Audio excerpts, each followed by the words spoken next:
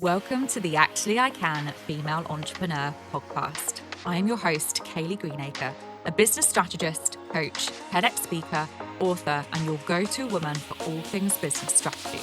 I am obsessed with supporting female entrepreneurs to grow unstoppable six and multi-six-figure businesses that they love, giving them the freedom and life that they desire. During this podcast, I'll be sharing with you everything that you need to become a successful female entrepreneur, from the mindset shifts to sales and marketing strategies and how to become an iconic leader that people can't get enough of. It is my mission to help you stand out, attract your dream clients and customers, and sell out of your offers with ease whilst building the business and life of your dreams.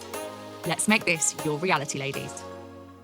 Hello, ladies, and welcome to another episode of Actually I Can, the Female Entrepreneur podcast. And I'm joined today by the fabulous and incredible Helen Davies, who is a speaker, neurodiversity advocate, and business owner. And in today's episode, we are going to be diving into neuroinclusion, focusing on entrepreneurs and also within businesses. Helen, it's an absolute pleasure to have you here today. Thank you. It's so great to be here. And obviously it's lovely to have met you in person and all the great work you do. So yeah, it's an honor. Thank you.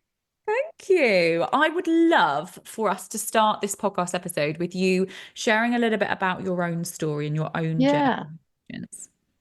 Yeah, well, I mean, interestingly, so for me, when I went to school, neurodiversity wasn't a thing.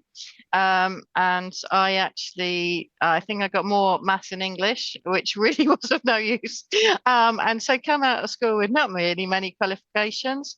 And it was only a little bit later in life that I managed to get my dyslexia diagnosis that gave me a whole different access and ability to get more qualifications, to study more. But I did get into nursing on the entrance test. So it was a bit of a dare with me and my mate about doing an IQ book test we did literally the day before. He was like, bet you can't beat me. And I was like, bet you I can. And then the next day when I went for the entrance test, it was IQ test based. So who knew I was revising for it? And I was, a bit jammy and lucky through a lot of my career. And that was a good start.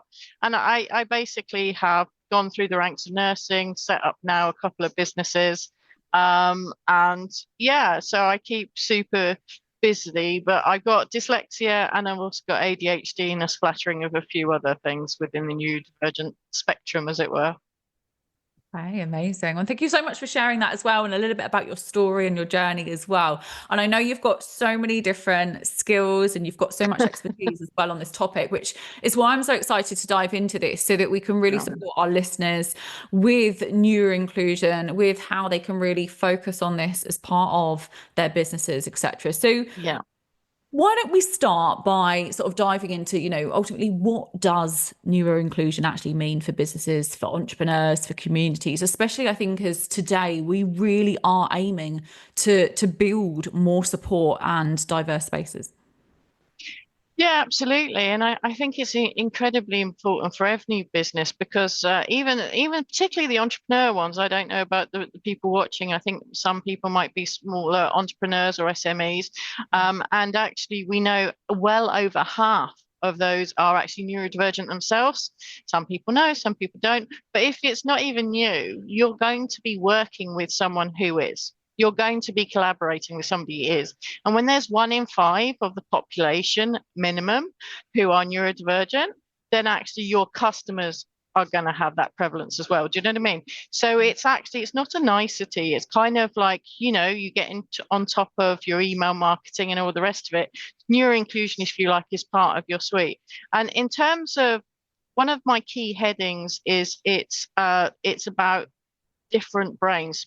Different but not wrong. And I guess it's how can you accommodate different types of thinking, different types of approaches, and I guess different kind of communication skills. In a nutshell, that would be like it at a high level. Yeah, absolutely.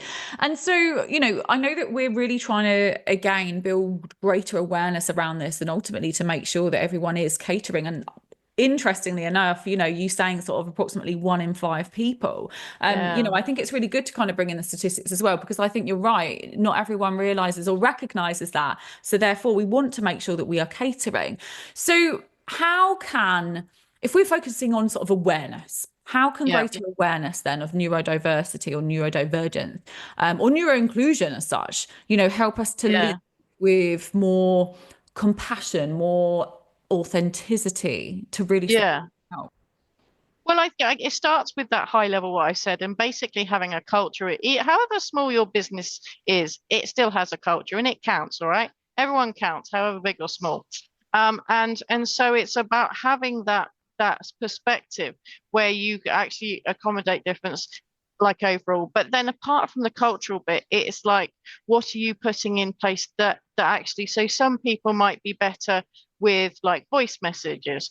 Other people might be better in a written form. Some people like that, neither of that makes sense. If it's not in a picture form, it somehow doesn't go in. And although it can feel like that's a lot of work with all the AI and different tools that we have now, you can put these things, communication styles, in different mediums. And actually, it's about asking your customers, asking your colleagues, and thinking yourself, what's your preferred method? And communicating that.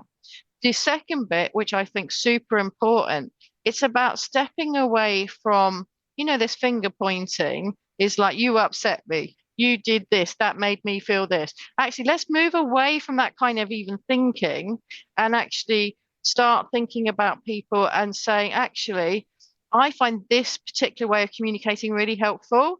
So, detail, this is an interesting one. It's like Marmite, people love or hate it, right? Yeah. So some people want lots of detail to understand why they want to work with you.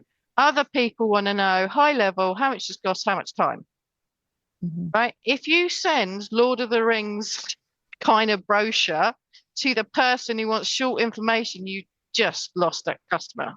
Yeah. Equally, the other way round, if they're thinking, well, they haven't thought this through, it's like 4 lines, they're going to be wanting the more detailed. So also it's checking out the kind of level of understanding. And I've noticed that these days, like a lot of people with emails, for example, say, if you want the quick fix, this is the 3 headlines. If you want a longer read, have a look down all the way, and it's kind of like having that approach with when you're trying to explain what you do as well. So that's another kind of, if you like, hot tip that can make a big difference. Okay, so first of all, really understanding, having a conversation, asking people, speaking to people Mm, ultimately what way they find better, whether it's through learning, whether it's through getting the information, etc. yeah, And then adapting and approaching. And I really like that tip that you've just said there in regards to sort of having the shorter version and the longer version, just so that people can see both and they can obviously opt it or choose the one that's yeah, going to support them in regards to this. And I think it's really interesting as well because it sort of takes me back to my teaching days. you know, and making sure as a teacher, we had to absolutely cater for every individual in that classroom. yeah. We had 32 students. And I know it's not to do with business, but it kind of is, to the extent of you Mm, have to think about, if my audience back then in a classroom was 32 people, how am I yeah, catering for each of their needs? And so therefore it's the same concept, isn't it? I think with completely the same. Yeah. and this goes down to, the details such as, yes, your content, but also your emails, your sales pages, your websites, when you Mm, speak as well on camera. There's so many different things I think that we need yeah. to consider. So if we're looking at this entire concept around neuro-inclusive, is there Mm. any certain experiences, I don't know, such as sort of workshops or online programs or anything that we can really do to make sure that they are designed in a way that it is inclusive? Yeah, absolutely. So, I mean, there's a difference between online and in person. So, Yeah. for example, if it's in person, you can make sure that you have a quiet area that sometimes people go. There's quite a lot of sensory difference for people who are neurodivergent, and some people can also get overwhelmed a little bit easier than others. So that they can tap out and tap back in again. Fidget toys, it's any excuse to be a big kid. But also for ADHD folk particularly, but not just them, they find it really useful. It's interesting. It's like if someone is looking at you directly and looks like they're kind of listening, they may not be. If they're looking away and doodling, they may be. If they're using a fidget toy, they may actually be paying more attention because actually sometimes, particularly with ADHD, you need to keep your hands busy to be able to think. Sometimes autistic people really find like looking in your eyes quite difficult. And that's a really difficult one, whether it's on screen or in person. And so, like it being a non-event if people aren't looking you right in the eye. So there's things like that you can make sure that you kind of accommodate, and making sure that that the information is clear, that it's concise. I mean, that's good practice anyway. But that nicety for a neurotypical person is essential if you're neurodivergent. Because the other thing is, in terms of cognitive processing, sometimes it takes them, or me, a little bit longer to process than you would expect. And then other times we'll get it in a flash. But actually, if like we've all had it, the really busy slide versus the one that's got 3 lines in it. Which one do you remember? You know, that busy slide, if you want it for reference and you print it out, then you love that one, because I have one busy slide in my pack. But that's because everyone uses it as a handout. But most of the other slides need to be simple and to the point so you can retain it. And what you're trying to do in any of these courses or anything we're running is get your information across.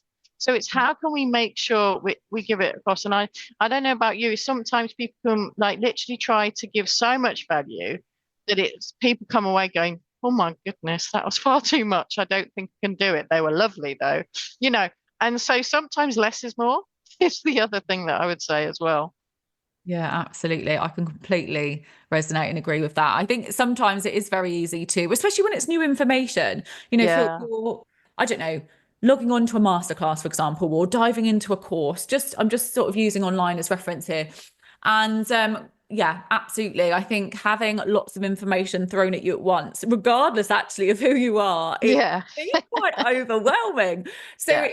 and absolutely, I really, like your link there to cognitive and just kind of really thinking about how people process things. But I think this is Hmm. really, really important. So I'm going to sort of ask a question that's hopefully going to help people out that maybe are more at the beginning of their journey. There Yeah. are Yeah. lots of listeners to this podcast that are sort of starting their business or in their first year of business. They might be building a membership or building an online course. That's what a lot of Yeah. people are focusing on at the moment. What would be your advice to them at the very beginning stages if they haven't yet had to, I say had to, or needed to kind of consider Yeah. inclusivity as such?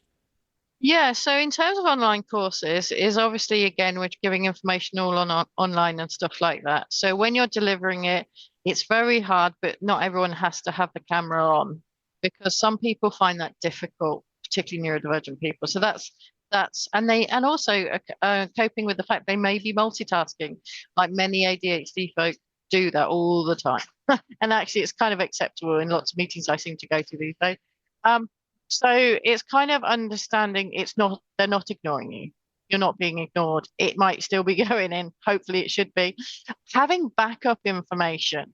So you have the slides and then either you give out the slides at the end of it or you give a handout, so that people have that to refer back to. Most people, when like you're saying on the online space, we come away buzzing from we just had a great session, and then like within the next day we're like, what was it again? I vaguely, but and the longer you go, the less you remember. So it's also about making sure that you have something to refer back to. And if you're really wanting people to embed knowledge, you'll know this as a teacher, then actually, where is your touch point to check how they're getting on? Did they use it? Is there any things they're difficulty? So the other thing is, particularly in the online space, when there's lots of you online, creating a culture of safety where it's okay to ask is huge. And actually, sometimes I find like getting people to give some examples of what they would like help on and like, if you like, live problem solving, because often people are looking, thinking everyone else knows more than them. And with a neurodivergent person, they might feel even more ashamed and insular and kind of not want to say, I didn't get it. And I guess it's kind of making sure in the online space that you do that. Also, contrast is really important, looking at the contrast guidelines so that you can make sure it might look really pretty, but if there's not a difference between, like, how, say, the font color and the background, if you're squinting to look at it, it's probably not meeting the contrast standards. Canva, which is my best friend, can show you which the contrast standards are anyway. So things like that can make a really big difference. And again, like I say, less is more is really important. And I guess it's like, how are you, is it like this, like when you're doing an online course, is it just like one touch point, or do you have a few touch points? Because if you have a few, then you've got more chance to check where people's learning are at. And if people are getting stuck, you might find, for example, have you put enough diagrams in it? So sometimes, it's like, as a teacher, it's catering for the different learning styles is super important. So those kind of things are all good practice, all good teaching practice, but they kind of make or break it for a neurodivergent person. And that is the difference. It's kind of not a nicety. It means the difference between getting it or not getting it. And some courses I know, they now have sessions which are basically like Q&As or a drop-in. So if you're struggling, you can just pop in and it's part of the course. There's no shame, you don't feel awkward. So sometimes having a little break point to help people consolidate or catch up or ask, that can be helpful in a course, and not particularly online. Oh, amazing. So sort of key takeaways from that is really making sure that you're designing, whether it's a course, etc., to really make sure you've got those regular check-ins or at least touch points with them, and then obviously giving them the opportunity to either ask questions or to have that opportunity to seek extra support or help if they need to. Because I think it is hard, isn't it, as well, especially with courses. Say, for example, if you've got 8 modules with about 100 different trainings in it, it's going to be quite overwhelming for the majority. But sometimes I know that a lot of information is needed to learn certain aspects or different certifications, etc. So I completely agree with you here. And again, going back to the concept there, what you were saying in terms of learning style, I personally am a visual learner. I have to learn visually. I have to see things. And for me, if someone was to just talk to me, I can take it in to an extent, but I don't fully acknowledge it and digest it. So I think that absolutely resonates as well. And thinking about, yes, we've got to think about all the different learning styles out there, the different types of people, and ultimately, how can we make sure that every single person that's accessing your offer, your program, your product, whatever it is, can really access it to actually have accessibility. The other thing is also the font you use. If you're doing any written work, it's nice to have these fancy fonts. They look fabulous, but don't do the main text in it because I might not be able to read it. So it's also like, do make it look lovely and pretty and professional, but also remember, like, there's a deliberate reason, there's a whole science behind the fonts. But basically, your headings can look fancy whichever way you like it, but the main text should be a very simple font so you can read it. Absolutely. And in regards to offers, because I know we've talked a little bit there about online kind of opportunities, so things like courses, masterclass programs, etc.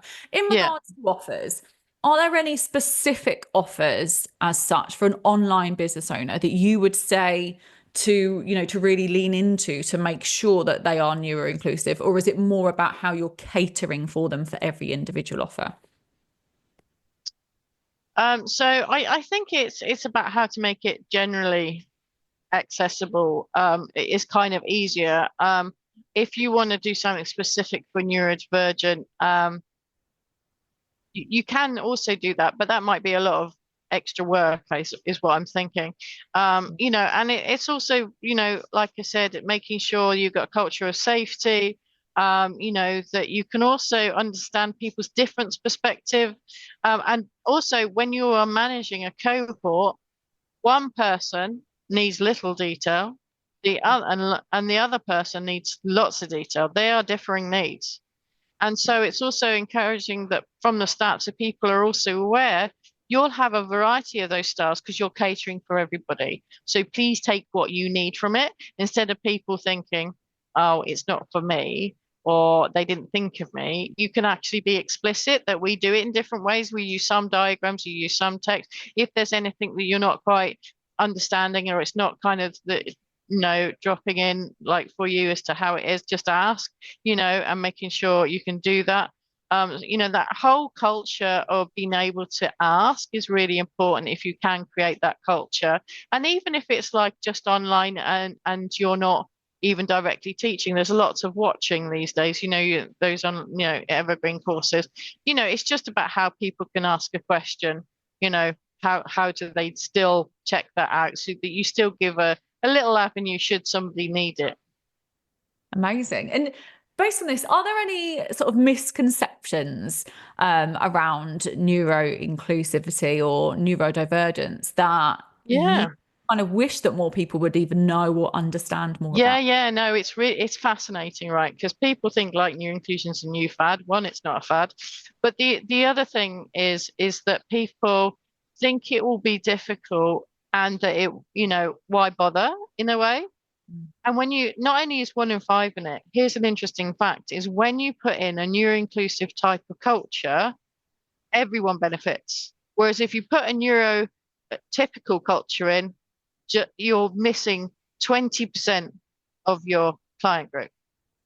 Wow. So do you want to exclude 20% of people? There is a reason why the top 10 performing global companies are neuro-inclusive. I'd like to say it's because they're sweet people. Obviously, they're very sweet corporate people, but it might be because it makes business sense, makes them a lot of profit. Because the other thing is when you're much more inclusive and you're actually playing to people's strengths, so it's a strengths-based approach, that's a game changer because people then rise up to that.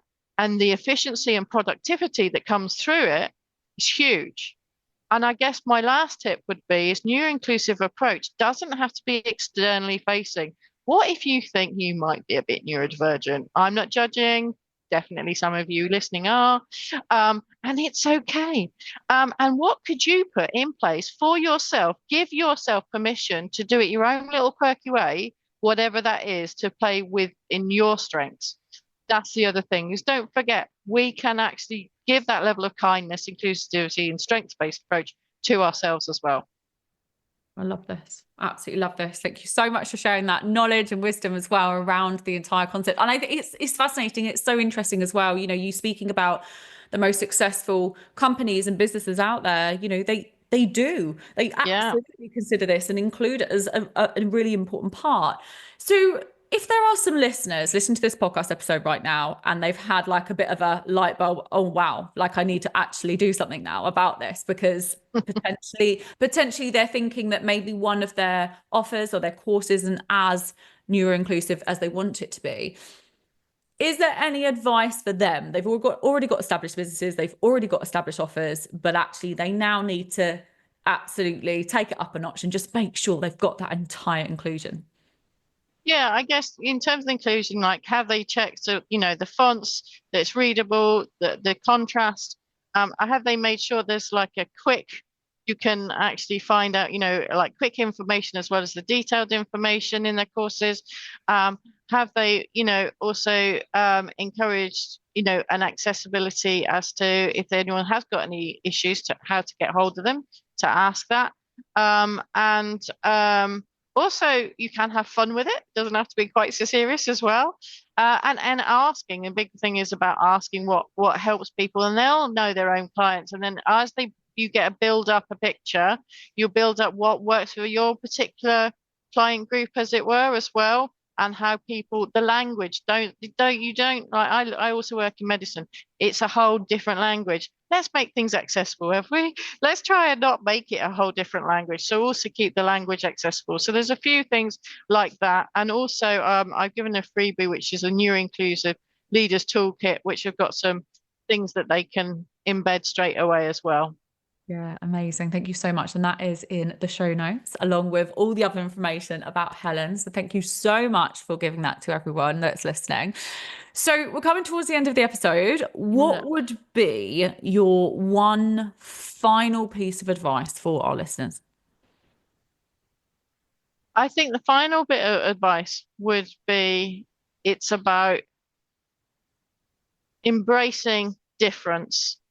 And even for yourself, it's okay to be your quirky little self. Should you be? Just saying. I love this. Amazing. And where do you see things going? We're in 2025 at the moment. We're seeing a shift with AI as well. Yeah. Where do you see all of this going? I always like to ask people's questions around like. Yeah.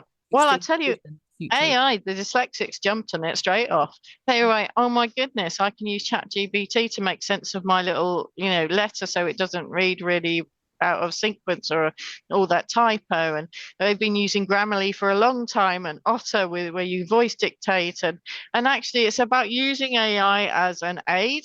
We all know it's not to replace, because we can all spot the posts that are AI generated. So it's about using that as a tool. I actually think as time goes on, knowledge-based industries might be more replaced with these tools and resources that we could just easily access. But what it can't replace is the human connection. So you can get the how, and people can Google neurodiversity till the cows come home, but the support on actually implementing it and understanding the human aspect, that you're not going to get from IA. And that's why I see it as a complementary thing that we work alongside, because it's definitely here. It's going to it's the next, industrial revolution, basically. It's transforming everything. So it's also very much thinking, how can we use those tools, optimize them, but alongside it, and I would put this in here because it matters to me a lot, how can we, environmentally sustainably, also thinking about our carbon footprint and our sustainability as we go along. So we build in that whilst also the other stuff that we use, because tech is very kind of energy hungry, as it were. So it's also about giving back a little bit as we go along too. Yeah, amazing. Thank you so much for sharing your insights and ultimately where you see this moving. I think AI is there's so many incredible tools out there that can help people and help people. And I think it is about people utilizing them to their best ability and really understanding that they are a tool, but also not forgetting, like you said, that human touch, that personal interaction, is that as well is just so important, that we don't erase that or we don't forget it. Yeah. Thank you so much, Helen. Honestly, I really appreciate you coming onto the podcast today. It's been a great conversation. Hopefully it's given us some incredible tips for all of our listeners about how they can make sure that their businesses are neuro-inclusive. Helen, where can everyone find you and connect with you? Yeah, so you can connect with me on helen@practicalwisdom.uk. So I'm there, or contact me via the link when you have the quality, with the leadership toolkit. So yeah, either of those, you can get a hold of me. Amazing. Like I said earlier, all of Helen's notes are in the show notes and her links are in the show notes as well. So please go and connect with her. She's incredible at what she does. And honestly, I know we could talk about this for a long time and go into so much depth, but like I said, I know that this is an incredible topic and has given some great tips in regards to how to make sure that every business is neuro-inclusive. Thank you so much for joining us on today's episode, Helen. Absolute pleasure. Thank you. Thank you to everyone that's tuned into today's episode. Please don't forget to rate, review and subscribe to the podcast, and I'll see you all again next time. Thank you for tuning in to the Actually I Can Female Entrepreneur podcast with me, your host, Kayleigh Greenacre.